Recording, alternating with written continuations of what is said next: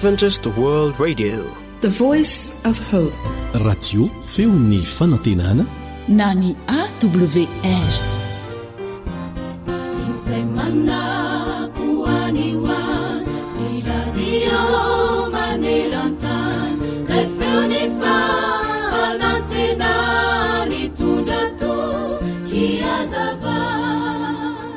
Samy manana ny talentany avy ny olona tsirairay.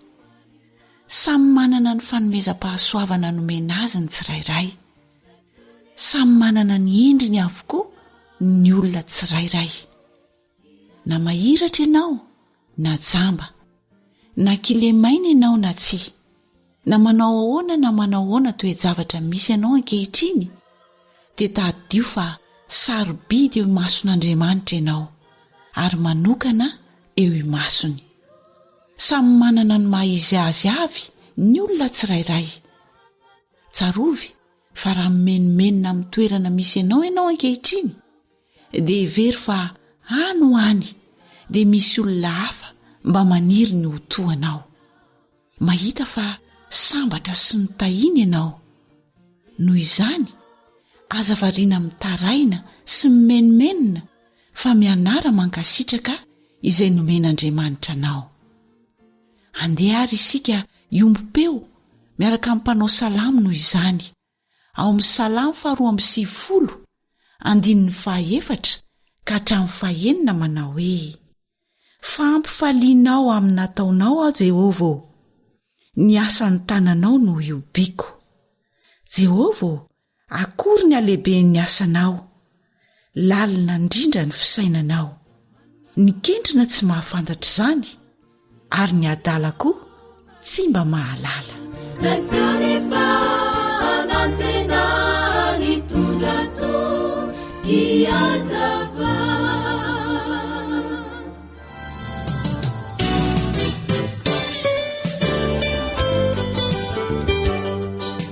Harena ny fahasalamako. alio misoroka toy izay mitsabo.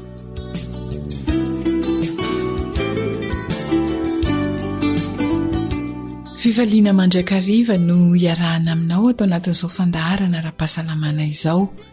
Miarahaba amin'ny mpiaino rehetra ary dia mirary indrindra mba hitondra soanao ny fanarahana ny fandaharana enonao. Ankafizo ary.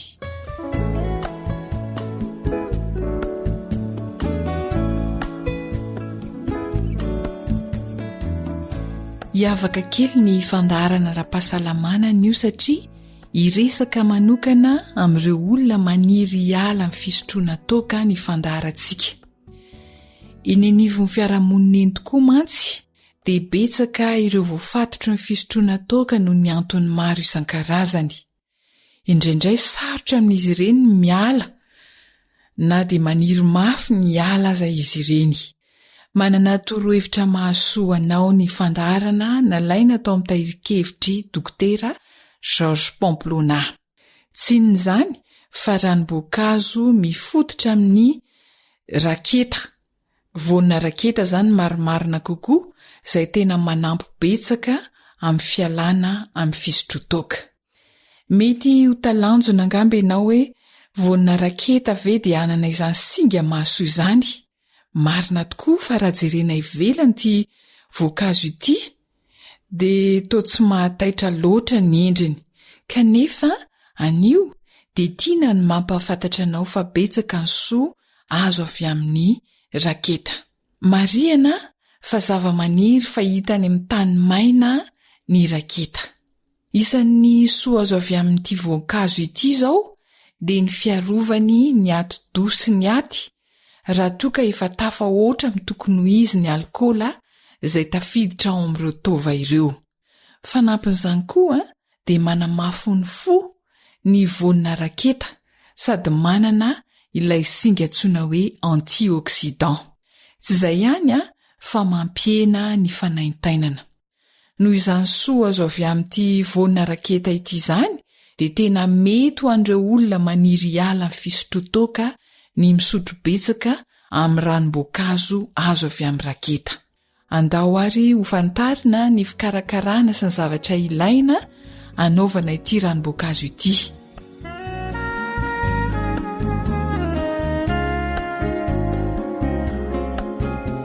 inavy ary ny zavatra ilaina. Ny voankazo na raketa 5.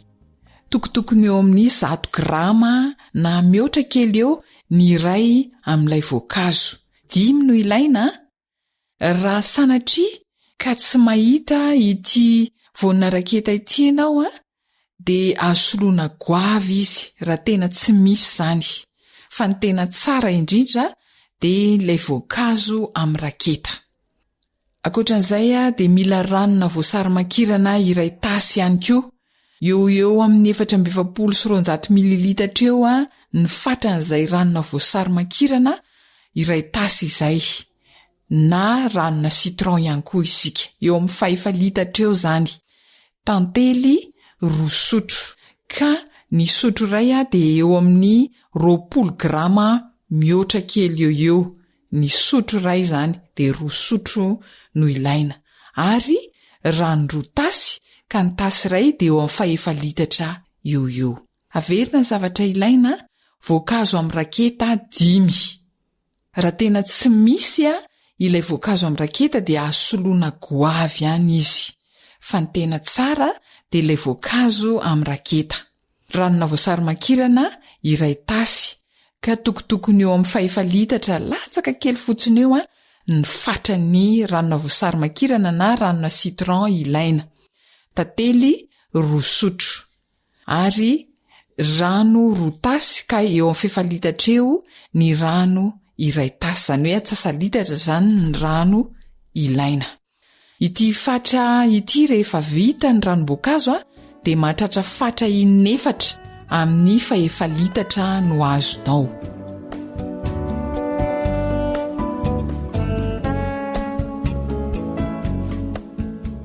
Ahoana ny fomba fikarakarana ity ranom-boankazo izay manampy betsaka amin'ny fialana amin'ny fisotrotoaka ity?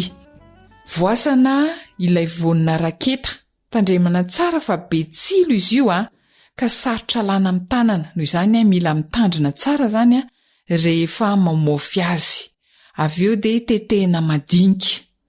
Potehina miaraka ao anaty mixeur ny fangaro rehetra, fa ny rano kosa dia araraka tsikelikely.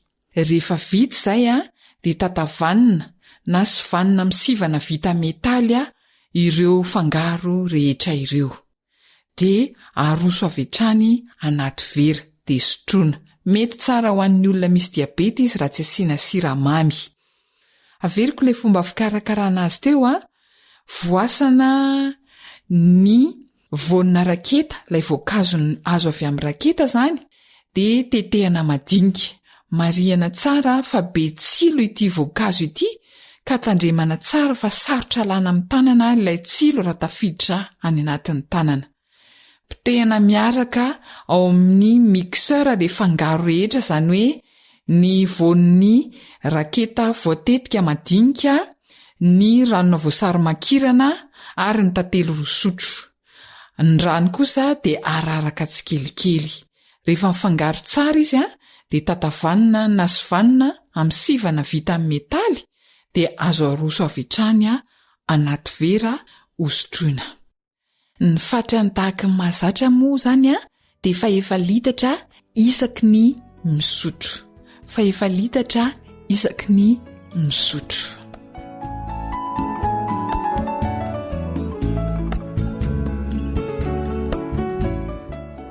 Ry mpiaino namana, tsaro fa hanampy ny aty sy ny ati-doha tsara io ranom-boankazo no ireo voka-dratsy nateraky ny alikaola taminy, sady manampy ny olona izay te hiala amin'ny fisotrotoaka.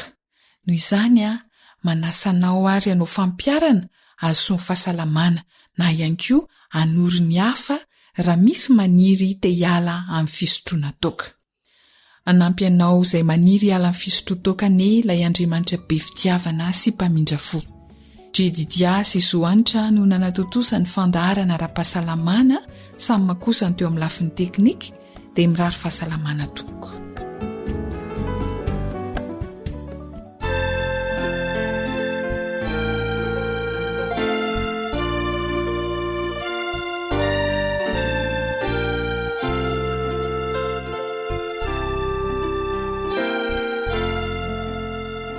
mitarika hary lanto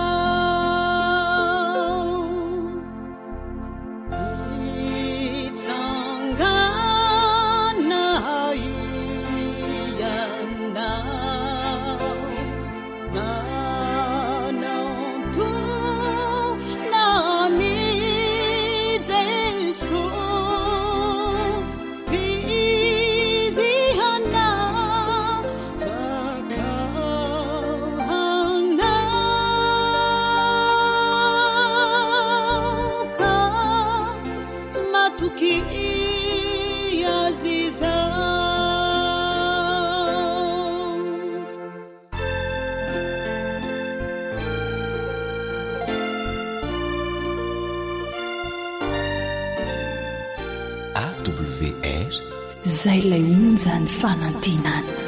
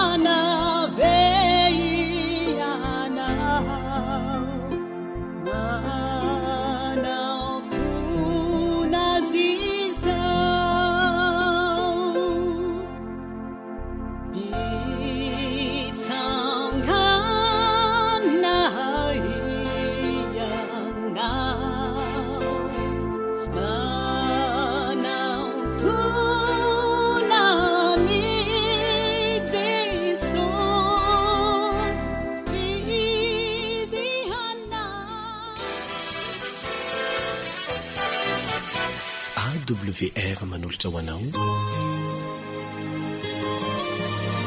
feo ny fanantenana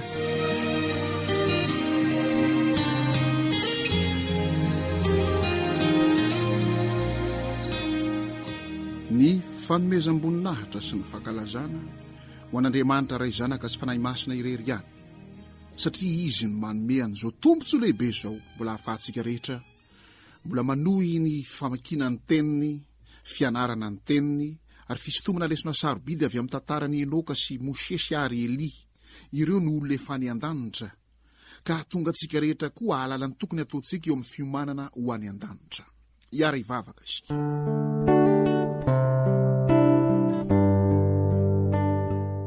nisaotra nivera ny laza ny aja ny voninahitra ho anao rery ihany Andriamanitra ray zanaka sy fanahy masino mendrika ao anao hatramin'ny taloha indrindra ary mendrika ao anao ankehitriny ary mendrika ao anao mandritra ny mandrakizay izany lehibe loatra ny fitiavanao anay ka dia namorona izao rehetra ho tsara indrindra ianao nefa rehefa tafiditra ny fahotana dia ravarava simbasimba ary mitresaka dia mitresaka miororo dia miororo mivembena dia mivembena tahaka ny maminy tany ho nisa 420 efa namolavola-pilana ny famonjena fontsym-bola ary kory nefa zao tontolo zao ianao isaoranay Jesosy Kristy zanakao nanolo tena nidina teto amin'ity tany ity na natateraka izany pilana ny famonjena izany raikitra izy mbola manohy an'izany ny an-danitra any misaotra anao satria mbola tratranto izahay tonga ty aminay koa ny teninao kota io ny olona rehetra mba iainy ny teninao fa ny teninao ny fahamarinana renga ny hitondra fiainam-baovao fo vaovao fanahy vaovao anay izany dia amin'ny anaranao Jesosy malala no angatahana izany vavaka izany amen.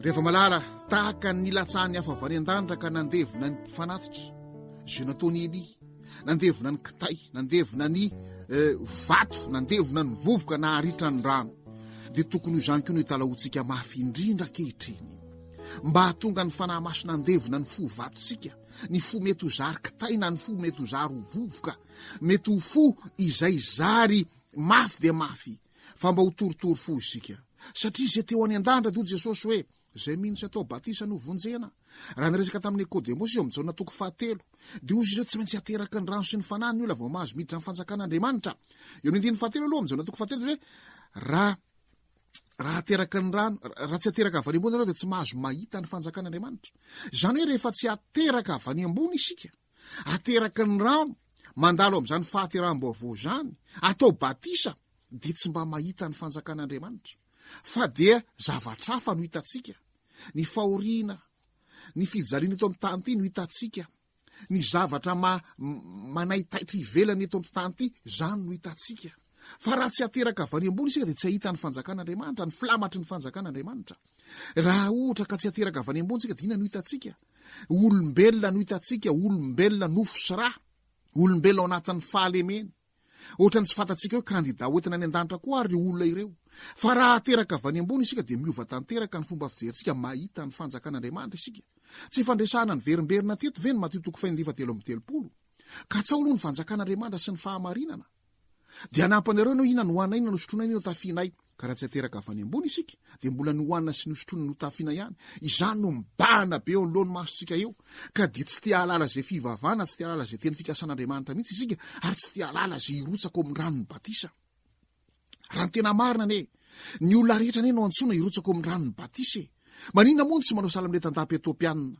ao amin'ny asan'ny apôstôly manao indro rano ina misakana tsy atao batisa fa nahoana no misalasala satria mbola tsy mahita le fanjakan'Andriamanitra tsy mbola mahita ny akantony zany fanjakan'Andriamanitra izany zany akantony fanjakan'Andriamanitra zany nentin' Jesosy Kristy eto amin'ity tany ity fanjakam-pitiavana fanjakam-pilaminana fanjakam-pirindrana fanjakan'ny fiadanam-po fiadanantsaina fiadanam-panahy ry ava malala koa rehefa manaiky isika no ateraka avy any ambony atao batisa dia mahita an'izany fanjakan'Andriamanitra izany miaina amin'ny fifankatiavana amin'ny fandeferana zava-dehibe ty fandeferana ity nasehon'i Jesosy zany fandeferana zany rehefa nentina avy any amin'ny sangetsemany izy sahala fisambotra jiolahy fisambotra azy tao oroka monina madian'i Jodasy azy tao izy oroko no izy satria mahizina be moa tao amin'ny sangetsemany ka dia ahoana ozy miaramila mipisorona be ahoana no afantarana azy dia ozy Jodasy izy oroko no izy dia nentina tany amin'ny fitsarany Kaiafa sy Anasy mpisorona be Jesosy dia nentina tany fitsarany Pilato dia nentina tany fitsarany Heroda dia naverina tany fitsarany Pilato io indray to anatin'izany vezivezena izany ava malala namelodaka namely tontolo nandreoka sy nandrora tamin'ny tavany dia nanatanteraka an'izany ary nanesoesona naraby nametraka satrotsilo teo amin'ny lohany ka nampanao azy akanjo volomparasy dia nikapoka ary nanatanteraka an'ireo fampijaliana maro samihafa esoeso teny sy ny sisa kanefa nandefitra Jesosy rehefa manaiky ho ateraka avy any ambony isika ateraka ny rano sy ny fanahy atao batisa sy atao batisa ny fanahy masina dia manana an'izany toetra mandefitra tanteraka izany tsy fandresantsika teto ve Mosesy lay malemy fanahy indrindra ilay nanetry tena indrindra ary Stefana ry amin'ny asan'ny apôstôly ihany koa dia nivavaka manao hoe azo ataonao isan'ny elona anie zao Andriamanitra raha nitorabato an'i Stefana feno ny fanahy masina feno fahasoavana feno hery eny na tsara laza ireto olona ireto satria Stefana dia nijoro mahatoky tanteraka teo amin'ny fanaranan Kristy ka nanambara ny marina ny tantaran'i Jesosy ary namaky batsilana mihitsy ny zavatra tsy nety nataon'ireo olona ireo dia nitorabato an'i Stefana ary zareo reo kanefa dia ho Stefana hoe azo atao isan'ny elona anie zao zany ny fandeferana ao Jakoba 4:10 dia zao ny ten'Andriamanitra.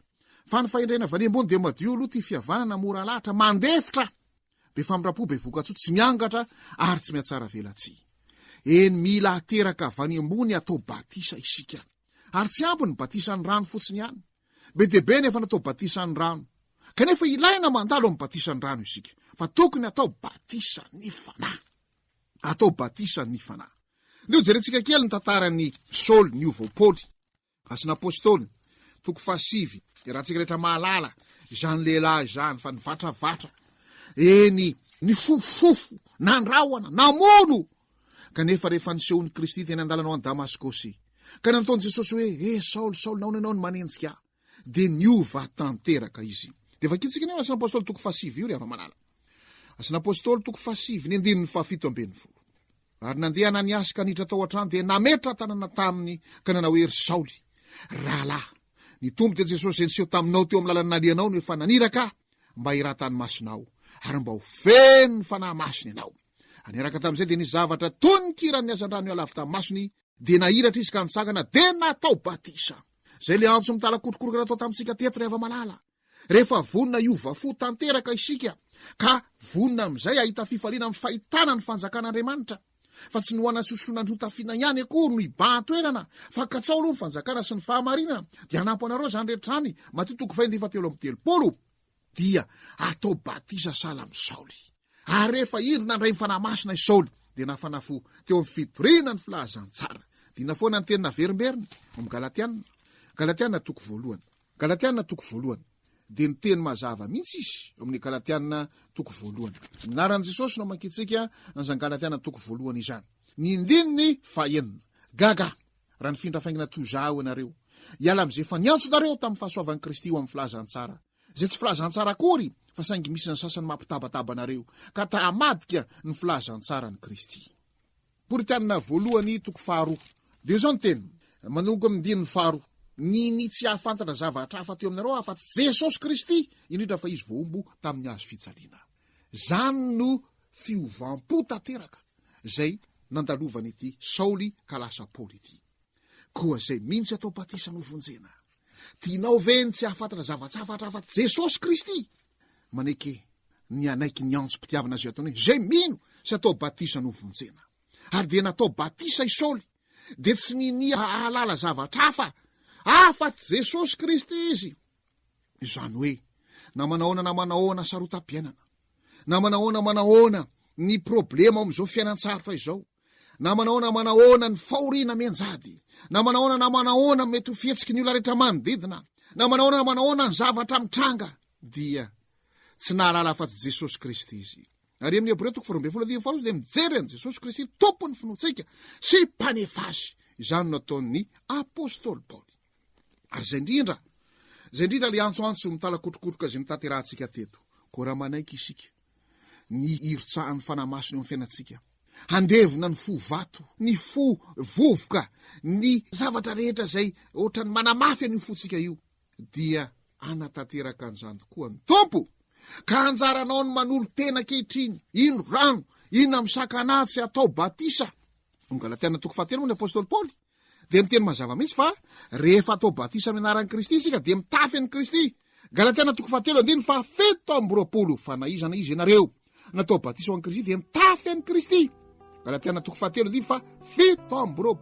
dia manaona ny toetsaina, manaona ny fietsika, manaona ny fiainana. Galatiana 1 fa 20 tsy misy itsony na jiosy na grika na andevo na tsy andevo na lahy na vavy fa iray ihany ianareo rehetra eo amin'ny Kristy Jesosy. Fa raha ny Kristy ianareo dia taranaki Abrahama sy mpandova araka ny teny fikasana. Miova tanteraka ny toetsaina, miova tanteraka ny fomba fijery, miova tanteraka ny fomba fisaina, miova tanteraka ny fivelomana amin'ny fiainana andavanandro. Miaina ny fiainany lanitra tafiditra ao amin'ny fanjakan'Andriamanitra. Ry hava malala, averimberina ndray izany ty antso ity zay minsy atao batisa no vonjena.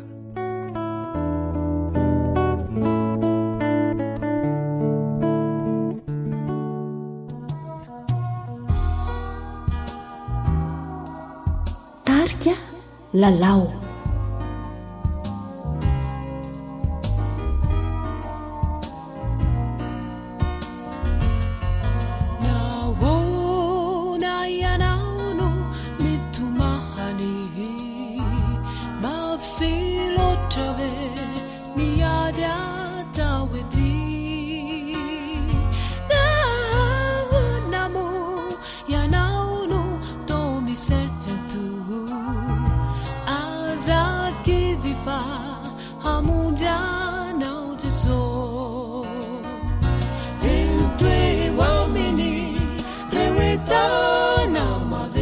mavesatra fizyane mane mifanay sy mba miavonao apetraoeoa minikoreo tebiteby zay mahazo anao famora fanay tianao Jesu eteo aminy reoetana mavesatra fizyane mane mifanay sy mba miavonao apetraoeoa minikoreo tebiteby zay mahazo anao famora fanay tianao Jesu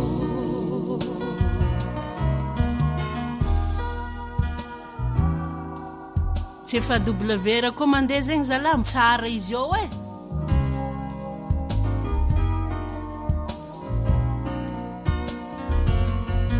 mahakivianao ve ny fiainanao sarundrahuna ni awampunao mahazina fuku ni lala na halehanao azakivifa hamunjanao Jesu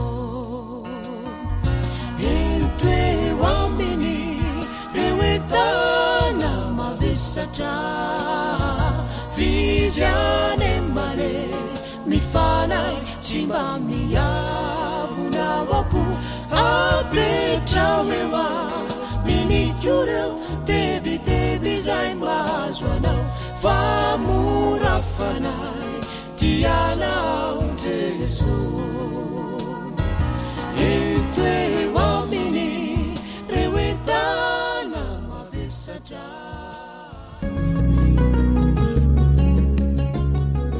mahazofa endrena mahazofa alalana fianarana sy fanabazana androtany ty tanindrazana fahaizana sy faherena olovany ty firenena iarena zareo tsy maharitra fa tsara manazy ary lavitra ny fianarana re azatsanina fa manomanana olombanina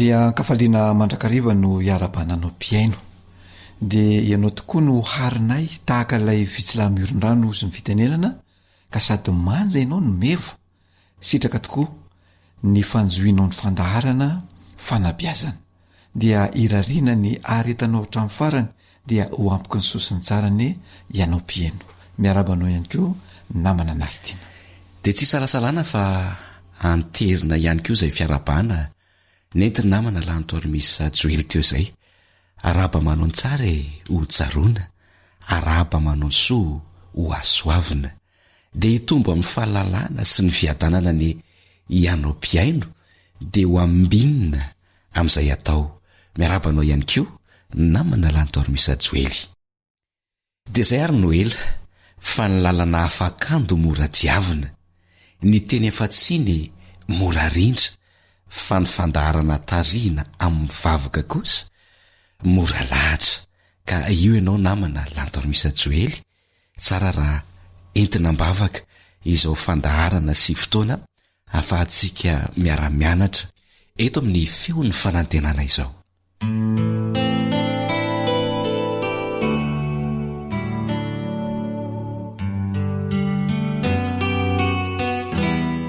raha nay tsara sy masindrindra zay any an-danitra ao andriamanitra tianay tokoa ianao le ray be fitiavana nahary anay misaotra indrindra ny amin'ny fiarovana saotra ny amin'ny fitantanana saotra ny amin'ny fotoana mbola hahafahana manao zao fandarana izao maniry tokoa izahay mba ho tonga sy hipaka anepo andetsain'ny mpiaino ane zao fandarana zao ka ireo mpiaino dia samy andray fanabiazana araka izay tandrify azy indrindra ireo ray aman-dreny zay manabe ny zanany dia mba ahay anabe zany zanany zany izy mba ho tonga ho lova sarobidy ho entiny any an-danitra zany zanany zany ireo zanaka ihany koa dia mba ahay anoray aman-dreny ka dia ho tanteraka ilay teny fikasana hoe ho maro andro izy amin'ny tany izay meny Jehovahandriamanitra ho azy.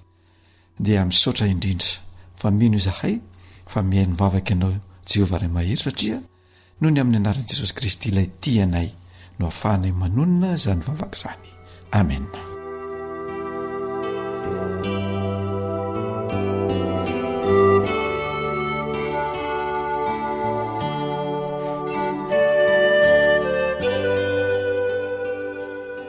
dia fankasitrana mandrakarivo no atolotra anao namana lantormisa Joely tamin'ny fitondranao am-bavaka izay natao teo, fa inona kosa indray ary no masaka azontsika atolotra ho amin'ny mpiaino atao anatin'ity fandarana fianarana azy fanabeazana ity.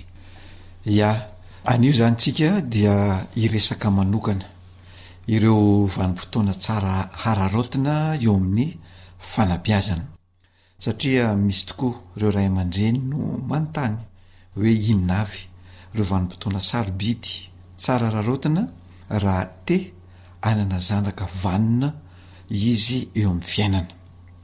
Misy tokoa ilay vanim-potoana tsara hararotina, fa mialohan'izay dia tiako ny manambara fa hoe misy ny atao hoe zaza voateraka. Io zaza voateraka io dia olona miaina zava-baovao izay tsy nahazatra azy tany amin'ny tontolo feno fandriam-pahalemana ny zaza, dia rehefa tonga teto tany izy dia atsika sy zava-baovao tsy mbola fahitany no iainany. Noho izany ilaina mahafantatra izany atao hoe zaza izany, ka ao anatiny hoe zaza io dia misy ny vanim-potoana izay tsara ararotina. Ao zany la hoe vanim-potoana ny fahazazana, dia ny olona zay latsaky ny 12 taona no atao hoe zaza. Io olona latsaka ny 12 taona io dia manana ilay atao hoe vanim-potoana mamy indrindra sy mavesa-danja indrindra eo amin'ny fiainana. Ny 12 taona voalohany eo amin'ny fiainan'ny olombelona zany dia vanim-potoana mamy indrindra sy mavesa-danja indrindra eo amin'ny fiainana. Io no vanim-potoana ahafahany ray aman-dreny mametraka ilay atao hoe ny mahaizay eo amin'ny zaza sy ny ilay atao hoe fahaizany maizy ny olona anankiray. Io ny vanim-potoana tsara indrindra zany ararotin'ny ray aman-dreny mba hamola volana ny olona iray hananany fahatokisantena, ahafahany mankafy ny tenany ka hananany ilay atao hoe rafitsaina entiny mamakivaky ny fiainana any aoriana. Io vanim-potoana izay azo lazaina hoe lava io ihany koa dia tsy tsara lanilaniana fotsiny, fa tena atao izay azo atao mba ho fampivoarana sy fampivelarana ary ho fampandrosoana ilay fahaiza mizy eo amin'ny zaza, ka ahafahany manio fahaizana sy fihizina io zany ka ialan'ny tahotra rehetra any anatiny any izay sakana goavana tsy ahafahany mandroso eo amin'ny fiainana. Dia rehefa tanteraka izay fahaiza mizy izay dia eo no atratrarany olona anankiray le hoe olona mahery, mahomby ary tsara. Zany hoe mandritra ny zany 12 taona izany zany ny ray aman-dreny no manatanteraka sy mametraka ilay fahaiza mizy eo amin'ny zanany, de arakaraka ny fanomezana ilay fahaiza mizy eo amin'le zaza zany no atonga ilay olona io na ilay zaza io na ilay tanora io aleo tena rehefa aneorena. Ny fametrahana ny fahaiza mizy dia manaraka ny dingam-pivoarany zaza, fa tsy ataotao fotsiny zany io fametrahana ny fahaiza mizy io, dia misy zany le atao hoe fametrahana ny fototra, ny fametrahana ny rindrina ary ny fametrahana ny tafo, izay zava-dehibe tsy maintsy arahan'ny ray aman-dreny raha tiany anana zanaka vanina. Dia ny vanim-potoana ny fametrahana an'ilay fototra zany dia manomboka eo amin'ny 7 taona ka hatramin'ny 9 taona ny zaza eo ny ray aman-dreny no tsara mametraka an'izay hoe fototra maha olombelona izay. Eo ihany koa ny fametrahana ny rindrina de manomboka eo amin'ny fahafitotaona ka hatramin'ny fahafolotona eo zany lay rindrina no apetraka ary ny fametrahana ny tafo dia eo amin'ny faharaiky ambin'ny folotaona ka hatramin'ny fahavalo ambin'ny folotaona ny zaza no ametrahana izany zavatra zany. Zany hoe oharina tahaka ny manao trano zany ny olona anankiray rehefa manabe zaza anankiray ka ny trano dia miandoa any amin'ny fametrahana ny fototra, fametrahana ny rindrina ary ny fametrahana ny tafo. Tsy azo dinganina ireo dingan'ireo ary tsy azo atakalo fa tsy maintsy arahana arakaraky ny dinga taonany eo amin'ilay zaza zany no ametrahana izany zavatra zany.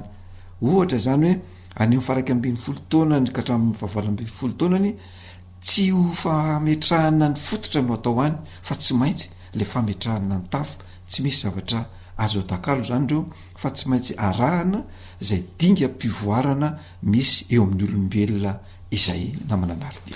Ahoana zany namana Antoine Joel ny fomba fanatanterahana an'ireo dingana zay ny tany sainao teo ireo, inona no ataon'ny ray aman-dreny? Tsy maintsy misy zany ny asa zay ataon'ny ray aman-dreny zay lazaina hoe mitana anjara toerana lehibe eo amin'ny fanatanterahana ireo dingan'ireo sy ilay fametrahana ny fahaiza mizy eo amin'ilay zaza. De rehefa arahana tsara zany zavatra zany ka hain'ny ray aman-dreny sy fantatry ny ray aman-dreny ny momba n'ilay zaza dia ho tafiditra ao anatin'izay zany hoe ilay tontolo n'ilay zaza mihitsy aloha voalohany indrindra no hidira ny ray aman-dreny. Fa rehefa tsy fantatra o ray aman-dreny zany ny mahakasika n'io zanakao io, ny tontolo n'io zanakao io, sarotra ho anao ny mametraka an'izay hoe fototra, rindrina ary tafo izay. De zay zany ny ilaina fantarina zany hoe misy lakile zany raha ohatra ka tea fantatra ny zanakao ianao dia ny lakile zay ahafahanao miditra ao de miseraserana aminy. Zay ny ataonao anton-draharaha isan'andro. Ny fanabeazanao zany zay ataonao amin'io zanakao io aloha voalohany indrindra de mifototra amin'ny serasera, mifototra amin'ny fampiresahana, mifototra amin'ny fanakaloza-kevitra.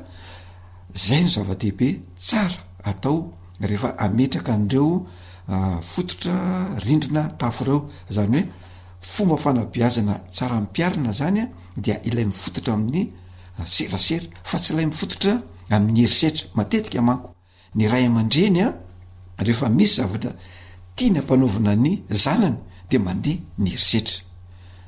Tsy zay ny zavatra tsara fa ao anatin'ilay fifampiresahana, le fampidiniana, fifanakaloza-kevitra sy ny resaka atao zay no ampidirana ao an'io fametrahana ny fototra, rindrina, tafo io.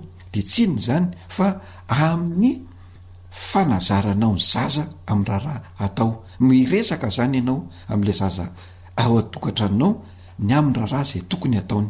De rehefa ampanaovinao raharaha izy tsy mibaiko ianao fa ianao mihitsy aloha no manao an'ilay zavatra de hitany de taominao am'izay zay andao isika mianaka anao an'ity fafatrano ohatra na sasavile taominao zany izy tarianao ao anatin'izay. Zany hoe miara-manao raharaha aminy zany ianao dia ao anatin'izay asianao teny famporisihana, asianao teny fankasitrahana. De efa nolazaiko teo hoe asianao teny fitaomana fitariana.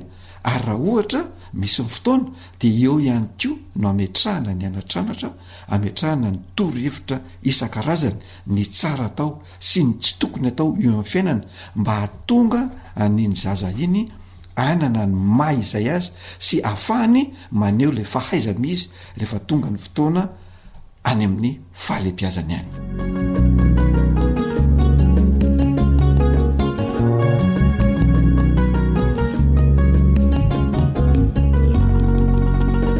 Resaka mahakasika ny herisetra ianao teo namana Antoine Joel.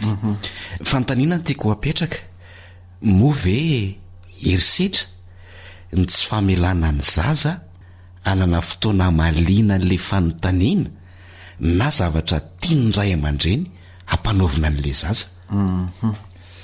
Raha jerena zany zay zavatra zay de azo latsena fa misy endrika herisetra ihany satria ara-psikolojia dia mila jaina ny fahafahan'ilay zaza mamaly ny antsonao sy ny tianao atao. Mila jaina zany ny fahafahan'ny olona anankiray mamaly ny baikinao. Io zany le atao hoe capacité de réponse, na ozy koa ny teny frantsay hoe il faut respecter la capacité de réponse et aller à son rythme. Zany hoe dikan'izay de hoe avelao le zaza anana fotoana amaliny anao ary ajao iny afainganam-pandihany iny. Tsy hoe maika ahenao le valim-panontaniana ianao dia ho velesinao le zaza satria tsy mamaly anao eno eo. Tsy hoe maika ahitan'le tokotany madio ianao dia velesinao le zaza satria enao maika ahitany iny tokotany madio iny. Zay manko le izy namana anaritiana rehefa tsy voavaly haingana le sitrapo sy le mahafalifaly ny reny na ray aman-dreny de velesina le zaza de tafiditra ao anatin'izay le atao hoe herisetra.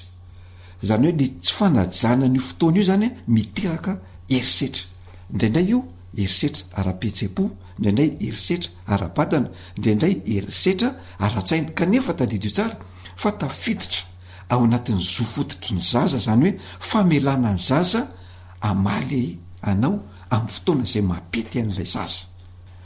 De io zany no miteraka lay herisetra ozy aho satria tsy vita eo eo le hiraka. Raha manontany an'le zaza ianao tsy voavaliny eo eo de mety felanao ny tamaina izy, mety voakapoka izy, mety mandeha eo ihany koa ny fandrahonana, mety mandeha eo ny vava-tsiambona, mety mandeha eo ny fikasitanana sy ny rehetra sy ny sisa sy ny sisa. Dia zay zavatra zay zany no endrika herisetra aseho sy atao amin'ilay zaza rehefa tsy voavaly eno eo ny fanontaniana na ny zavatra tianao atao amin'ilay zaza. Ary tsika ray aman-dreny ao de matetika zay le mahafa-po atsika, le mety amintsika ny tedavina, fa tsy lay hoe inona no tokony atao mba ampandrosoana sy atonga nyity zaza ity hivoatra ao anatin'ilay tontolona. Zay le lazaiko to hoe miditra any anatin'ny tontolon'le zaza mihitsy ianao, fa tsy zaza 3 taona no eritreretinao ohatran'ny taonanao. Tsy mitovy. Zay le izy namana anarity. Mazavany amin'iny namana lantormisa Joely fa magasitraka. Fantaniana ho amaranantsika nyity fandaran'ity ary fa mipotona inona zany ny tena manandanja eo amin'ny zaza raha ohatra ka fanabiazana no resahana. Ya, misy zany vanim-potoana anankiray zay tsy azo atao ambany zavatra mihitsy raha te hanabe zaza, dia eo amin'ny manomboka eo fahaterahany ka hatramin'ny fahiny taonany zaza eo. Satria ny zavatra azo ny eo voalohany zany dia tena voaraikitra ho tadidy, déterminante ozy ny teny frantsay, tsy miala ao an-tsain'ny zaza. Noho izany ny fanabiazana zay ataon'ny ray aman-dreny ka tafiditra ao amin'io zaza io de tsy ho afaka ho intsony. Zany mahatonga ny hoe tsy tsara miteniteny foana eo anatrehan'ny zaza, tsy tsara ny manaonao foana eo anatrehan'ny zaza, satria maninona mipetraka miraikitra tanteraka ao an-tsain'ny zaza iny. De sarotra ho anao ny manala an'iny, de gaga ny ray aman-dreny indraindray mahita ny zanany miteniteny foana satria enony andrerarehetra any le izy de tafiditra ny anatin'ny sainy dia miraikitra ny anaty tsikalaperitreretany ihany. Noho izany raha te ahita n'ilay fahaiza-mizy sy ny maizay an'lay zaza ary mipetraka tsara ao amin'ilay zaza zany ianao ray aman-dreny, dia eo amin'io vanim-potoana aotraka hatramin'ny faheny taona io no mametraka n'ilay fahazarana tsara, ny fahalalana rehetra, ny fahaiza manao rehetra, ny fahaiza miaina rehetrarehetra. Ary ao anatin'izay no ametrahanao fitokisana eo amin'ilay zaza ihany koa mba hipetraka tsara ny fampitokisana eo aminao ray aman-dreny sy eo amin'ilay zaza. Manomboka eo koa ilay zaza dia efa mila teny famporisihana, mila enoina, mila jaina ny safidiny, de mbola very koa hoe mila jaina ny fotoana ahafahany mamaly zay zavatra takinao aminy. Fa fadina de fadina ny fanapepona, fadina de fadina ny fanabadiana, ny fanambaniana, ny fametrahana anara-petaka indrindraindrindra, lay anara-petaka mampietry ny fankafizantenany. Ohatra le dondron-daty de miena le fankafizantena, miena le estime de soi positif any anatin'ilay zaza, satria inona ny napetraka ao aminy lay dondron-daty, de mipetraka ho dondrona foana zany lay zaza iny no entiny mandra-pailehibe.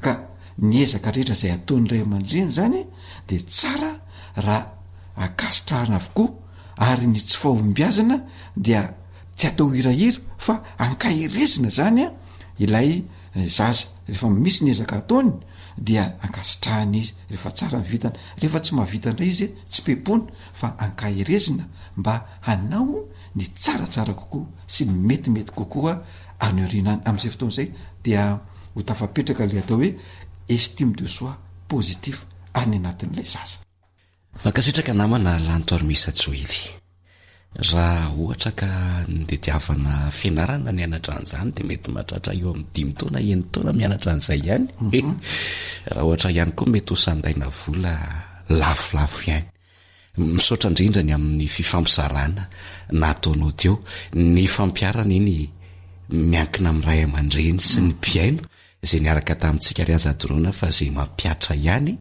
no mahita fahombiazana hatreo indray ary ny fotoanantsika tamin'ny itian'io ity ametraka mandrapitafa ho amin'ny manaraka indray sika ya dia mirary ny ray aman-dreny anao fampiarana mba ho tombontso manokany zanakao velomatoko mandrapitafa azy AWR téléphone 034 06 797 62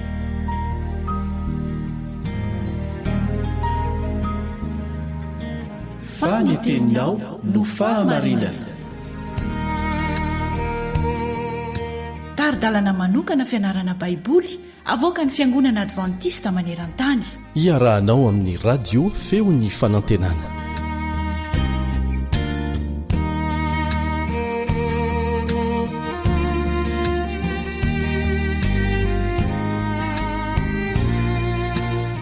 ampifaliana tanteraka no ionako aminao androany amin'ny alalan'izao onjam-peony radio feo fanantenana izao na ny radio advantista maneran-tany nandritra ny herinandro maromaro sika dia niresaka momba n'ilay fifanandrinana lehibe ary ny arahanao amiko moa dia ny hoe ny fandresen'ny fitiavan'Andriamanitra misy fizaran-dohateny kely izay hiarantsika mianatra androany ny arivo taona eto an-tany koa asaiko anao mba holiana miarabanao amin'ny anaran'i Jesosy namanao ry Sarandrenjatovo ary manonona ny fiadanan'i Jesosy Kristy ho aminao sy ny ankonanao ry namana mpiara-mianatra ny soratra masina ny arivo taona eto an-tany mialohan'izay aloha dia tsara trany ny ivavahantsika miatrantsika ny fiara-mianatra ny soratra masina eto satria tsy efa ny fahaizantsika zany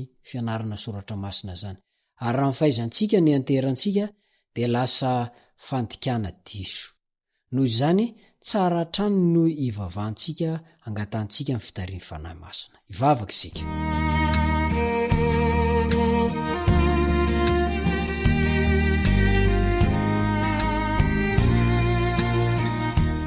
rainay izay ny an-danitro rainay amin'ny alalan'i Jesosy Kristy ianao hianatra ny soratra masina izay ary meteza anao hanome ny fananao masina mba ny fananao masina no ampianatra anay tsy ny hevitray amin'ny maha-olombelona anay fa hevitra avy aminao tokoa mamelany eloko hoe satria mpanota tsy mendrika tsy marina tsy manana an'izany fahitsiana zany ny fahamarinana izay entina eo anatrehanao dia toy ny lamba misondra noho izany mamelany heloka noho ny amin'i Jesosy Kristy zanakao amin'ny anaran'i Jesosy no angatany izany amen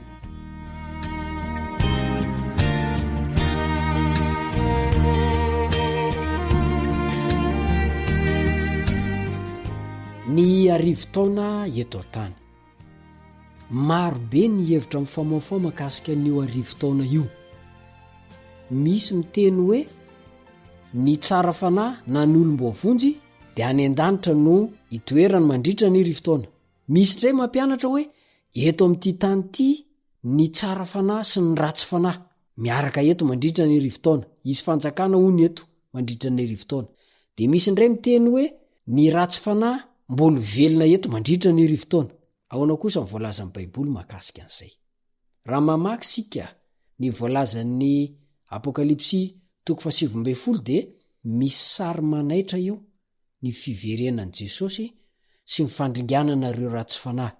Zay no asehoan'io Apokalipsy 7:20 io. Raha zay fotsiny no ekentsika dinintsika vetivety de tsy misy ratsy fanahy zany eto amin'ity tany ity mandritra ny rivotaona satria oringana izy. Makaiza kosa ny tsara fanahy satria tsy tapitra eo ane ny tantara. Ny Apokalipsy 20 de miresaka amintsika ny vanim-potoana iray maharitra rivotaona. Raha mamaky ny 1 hatramin'ny 7 sika de toy izao ny fivakiny ao amin'ny anaran'i Jesosy. Ary hitako fa indro nisy anjely nidina avy tany an-danitra. Nanana ny fanalahidiny lavaka tsy hitanono sy gadra lehibe eny an-tanany. De nisambotra ilay dragona izy, de ilay menarana ela ny devoly sy Satana zany, ka namatitra azo arivo-taona, de nanipy azy ho amin'ny lavaka tsy hitanono ka nanidy zany. De nanisy tombo-kasety eo amboniny mba tsy am'tany ny firenena maro intsony mandra-patapitry ny arivo-taona. Ary rehefa afaka izany de tsy maintsy hovahana kelikely aloha izy. Hitantsika eo fa higadra i Satana. Ary le figadrana eto de ara-tandindrona aloha io figadrana io. Tsy hoe mifatotra mirojo vy arabaky teny Satana eo, ary tsy hoe mihidy eo anatin'ny lavaka anankiray. Tsy zay le izy. Ny zavatra misy matsy mandritra ny arivo-taona de hitoetra eto amin'ity tany mangadiady sy tsy misy mponina ity izy, satria ny fehifian'i Jesosy de hanakorontana ity tany misy antsika ity. Orava reny trano tsara tarehitanao reny arabe mahafinaritra reny, ho foana tanteraka, ho lao tanteraka ity tany misy antsika ity. Ho mangadiady tsy hisy mponina izy ity, ary ho fatoran'ireo toe-javatra zay noforoniny tena ny etoa i Satana na ilay menarana ela. Hitantsika eo amin'ny Petera 2:2-4. Petera 2:2-4. Fa raha tsy navelan'Andriamanitra ny anjely fony nanota fa noroany ho any amin'ny helo ka natolony eo andavaka maizina mba ho terizina ho amin'ny fitsarana. Ho terizina ho amin'ny famaizana amin'ny fatorany haizina Satana sy ireo anjeliny. Itokamoniny eto tany i Satana ka ho fatoran'ireo toe-javatra samy hafa izy amin'izay fotoan'izay. Tsisy na iza azo ny alaina fanahy intsony eto amin'izay fotoan'izay. Ary io fiam-potoana io de mandritra ny arivo-taona. Ahitany tsara mihitsy hoe zoka izany nivokatry ny fahotako. Ary efa fantatry Satana ane zany, zay mahatonga azy romotra, zay mahatonga azy mitarika olona maro ho amin'ny fampianaran-diso mba tsy ho izy rery no may ao anatin'ny elo mirehetrafo, fa tsy maintsy miaraka aminy zay momba azy. Mandritra ny arivo-taona no ahitany an'izay fahasombana zay. Tsakotsako tsara ny zavatra nataony izy eto. Ny teny Grika na dika hoe lavaka tsy hitanono no ampiasaina ao amin'ny 70 na ny dika teny ny Grika ny testamenta taloha zany. Io de entina ilazana ny toetra ny tany tamin'ny famoronana. Haintsika tsara ny toetra ny tany tamin'ny famoronana hoy ny Genesisy, fa sady tsy nisy endrika no foana. Genesisy 1:1-2 misy an'izay. Iverina indray io toe-javatra io, iverina indray toetra ny tany io rehefa ho avy Jesosy. Fa ikorotana ambony ambany, ny tendrombohitra etry, ny loasa hototitra, ary tena korontana tsy hoisy endrika intsony no hita eto amin'ity tany misy antsika ity mandritra n'izay fotoana izay. Ao amin'io 70 io ihany ny teny hoe lalina eto de nadika avy amin'ny teny Grika hoe abyssos, zay manondro tany foana. Ny lavaka tsy hitanono de tsy hoe zoy na koa hoe lavaka lehibe any amin'ny faritra iray eto amin'izao tontolo izao. Ny asan'ny fahotana sy ny fandravana nataon'ny Satana miaraka amin'ny fikorontanana mahatsiravina melomy fihevian'ny Kristy fanondroandray eny amin'ny rahoalanitra no mamerina nyity tany misy antsika ty ho lasa vongan-javatra rakotra aizina mikorontana tahaka ny toetra nananany tamin'ny fiandohan'ny famoronana. Tsy zavatra hafinaritra zany, fa tena zavatra mampitahotra tanteraka. izany no iainan'ny satana eto mandritra ny rivotaona mandra-piveriny Jesosy indray aorian'izay rehefa tapitra ny rivotaona dia mipetraka amin'ny fanontaniana hoe olombelona mpanota anankiray tsy novana tao anatin'ny fahatongavan'i Jesosy moa ahoana moa no havitany miaritra n'izany fikorotanana be izany mandritra ny rivotaona ary ny amin'ny fiviany Jesosy dia ho fatiny ny retom-po izy fatiny tahotra ary mandritra ny fotoana io ny ratsy fanahy dia ho lasa vovoka tsy ho isy olona zany eto ambony tany afa-tsy satana irery any zay le tsy mampitombona n'le hoe mbola hijanona eto mandritra ny rivotaona ny olona rehefa lasa miakatra any an-danitra ny tsara fanahy na koa hoe ilay fampianarana miteny fa hoeto ny tsara fanahy sy ny ratsy fanahy tia diso zany madisy hevitra tanteraka ny fialana amin'izay voalazan'ny baiboly hoy ny voalazan'ny Jeremia 4 ny ndininy 4 ka hatramin'ny 9 nojereko ny tendrombohitra ka indro ny orory ary ny avoana rehetra ny ozongozona nojereko ka indro tsy nisy olona ary ny voromanidina rehetra efa nandositra nojereko ka indro ny samavokatra aza efa tonga efitra ary ny tanànany rehetra dia rava teo anatreny Jehova dia teo anoloan'ny firetan'ny fahatezerany rehefa ho avy Jesosy dia izay ny zavatra ho izy fa izao zavatra mahafinaritra sy mahasondrinanao eto izao dia ho rava tanteraka ary raha sanatria hiankina amin'ny eto anao hifikitra amin'ny eto dia hirava miaraka amin'ny ihany koa tsy aloha ve miandany amin'Andriamanitra satria asongadin'ny mpaminany eto ny faharavana mahatsiravina iseho amin'ny fiavian'i Kristy fanondrony ary ambarany koa fa tsisy na iza ho velona eto an-tany mandritra ny rivotaona avela hita ny faharavana nateraky ny fikominana ataony satana sy ireo anjeliny ratsy eky izao tontolo izao rehetra fa ny fahafatesana ny tambonyota vahan'Andriamanitra amin'izay ny olona amin'ny fahotana ka tsy hisy intsony izany fomba telo no anaovan'Andriamanitra an'izany voalohany aseho ny fitiavany tsy manam-petra sy ny faniriany lalina ary ny fiezany tsy mety sasatra mba hamonjy ny taranak'olombelona faharoa aseho ny fahamarinany sy ny fitiavany ny rariny ary fahatelo farany avelany ho hitan'izao tontolo izao mihitsy ny vokatra farany ateraka amin'ny fahotana sy ny fikomiana homenatra ne satana amin'ny farany iaiko izao tontolo izao mba amin'ny ratsy fanahy fa hoe marin'Andriamanitra mendrika sarariny tokoa raha ho foanana amin'izay ho aringana satana sy ny ratsy fanahy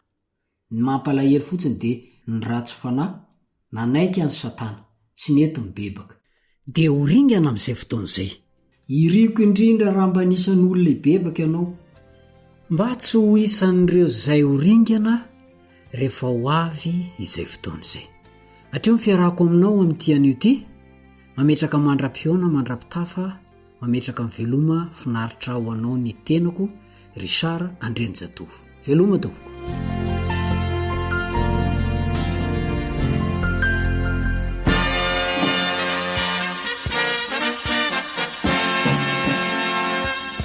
Adventist World Radio, The Voice of Hope, radio femon'ny fanantenana.